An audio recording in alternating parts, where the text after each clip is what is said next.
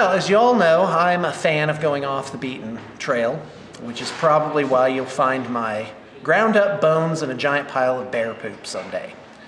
So, that said, we have, behold, this awesome Space Wolf army. And by the way, that's a lot of Space Wolf infantry. I'd be surprised if this were less than 3,000 points. But who knows, it's at least 2,000. So, as you can see, we have gray armor with red and yellow highlights. Again, this is, as far as I know, level 3, which is our middle-of-the-road wargaming standard. Looks good on the table at arm's distance as a unit. Is the definition of level 3. Got some level 5s in here, though. Those are slightly more detailed, like this Njal Stormcaller. He's got one of those names where you always have to spell it for everybody. So anyway, what I like about this is that it's this sort of, I don't know, military gray color, and the red and the mustard yellow really make for a great highlight. Another thing you got to watch out for when you're picking a color scheme for an army is what is it going to look like as a cohesive whole? And so, word of caution, be careful with camouflage patterns, because they do not look good on massed infantry. In fact, your guys will be camouflaged on the board. They will look like one indiscernible blob.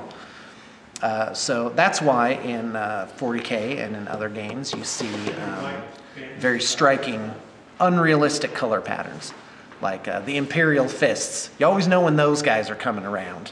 You know, giant back banner that, you know, can't get under anything, you know? Like they're riding along the freeway and the bridge is like clearance 10'6", crack. I told you not to wear that thing. So anyway, all right. This is a Vindicator, again in the sort of this military gray. What I like here is it fades to black on the undercarriage, but you see an almost white highlight on the upper areas, and that kind of forces the eye. And the artist has kept, like, instead of making these bright, it's this sort of muted coppery color, which I think gives a really nice effect. Let's get out a couple of land speeders, again with the red shoulder pads, some red accents. So it's simple yet effective. It is, you know, not everybody loves the baby blue Space Wolves. And I'd love to do a Black Wolves Space Wolf army, where you did freehand Celtic knots. We actually did this many years ago. Freehand Celtic knots on the backs of the tanks and stuff. That would look really neat. An accent color there, I wonder what would be good. Just the red and mustard yellow. I think like the dags and stuff would look really super good on that. But black and charcoal, that would be my recommendation.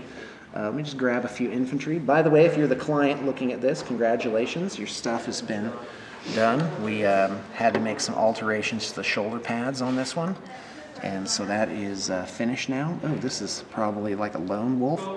God, that guy's a really cool. Look at him. Beating his axe against his shield, knife on the shoulder pad, wolf pelt. I gotta say, it's really super. So this color with the snow, but not kind of this crustified on this ashen waste thing, I like this color scheme quite a bit. Oh, there you go. That's it for that one.